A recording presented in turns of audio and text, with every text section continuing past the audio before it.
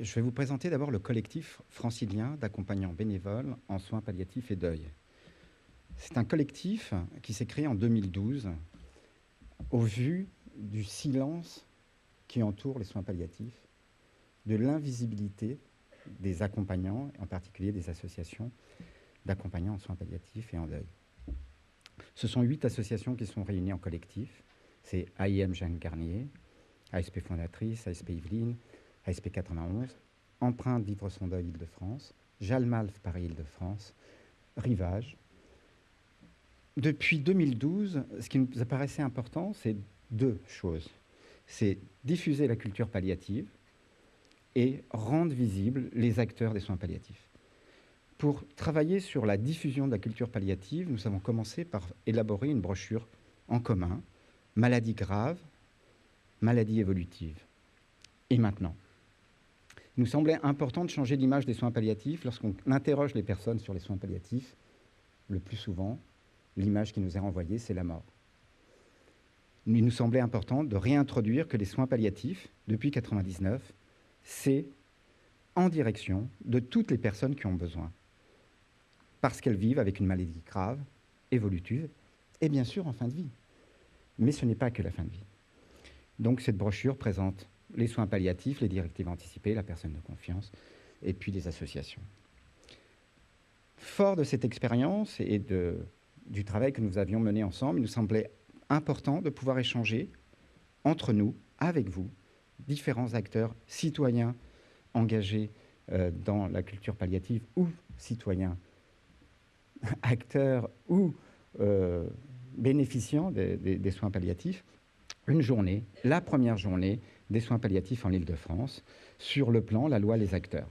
Plus de 250 personnes se sont réunies à l'hôpital européen Georges Pompidou pour échanger, aussi bien personnes directement concernées, professionnels, et bien évidemment aussi les membres des médias, puisque nous souhaitions qu'il y ait un travail autour des médias et bien sûr aussi des institutionnels, puisqu'il y avait déjà l'ARS, la mairie de Paris, qui était présente.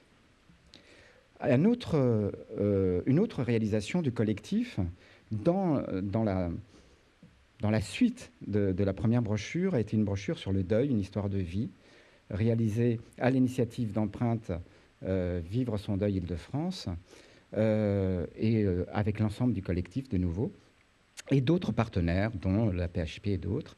Ces 2 brochures ont eu un tirage de près de 120 000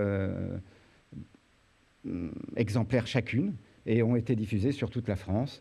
Et dans cette brochure, c'était montrer les différents processus, les différents deuils et les différents processus de deuil, et permettre à chacun de pouvoir peut-être mieux comprendre cette phase difficile après le deuil d'un proche. Dernièrement, sur cette année, face à un grand lobbying autour de l'euthanasie, d'une demande active de mourir, il nous a semblé important aussi de faire entendre une autre voix, celle de la culture palliative, qui effectivement accepte qu'encore aujourd'hui, on meurt encore mal en France. Parce que seulement 20% des personnes qui auraient besoin de soins palliatifs en bénéficient. Donc il y a 80% des personnes qui meurent dans des conditions qui sont intolérables. Et il nous paraissait important de nous, acteurs des soins palliatifs, dénoncer aussi cette réalité et faire en sorte que chacun d'entre vous puisse témoigner de la volonté que les soins palliatifs puissent être accessibles à tous ceux qui en ont besoin. Il y a d'ailleurs ici présent une personne du collectif qui peut vous accueillir à l'issue, Patrick Bertrand, qui est à l'issue pendant les pauses, pour que vous signiez ce manifeste, pour qu'enfin, une loi qui a été édictée en 1999 puisse être réellement appliquée. Une autre action que nous allons mener, c'est la 2e journée des soins palliatifs en Île-de-France, une approche humaine, politique et économique. C'est un peu la suite de cette action de lobbying, c'est de montrer en quoi les soins palliatifs, c'est une approche humaine, et ça nous en sommes tous convaincus, mais c'est aussi une approche politique. Quelle image, quelle valeur voulons-nous défendre de notre société envers les plus vulnérables, qu'ils soient malades, vieux, ou en fin de vie. Et donc là, nous allons inviter les différents représentants des courants politiques, des chercheurs qui vont nous faire part aussi des recherches autour des valeurs économiques, que ce soit en termes de arrêt de travail, par exemple, après un deuil, ou d'autres données sur les valeurs économiques aussi d'une approche des soins palliatifs.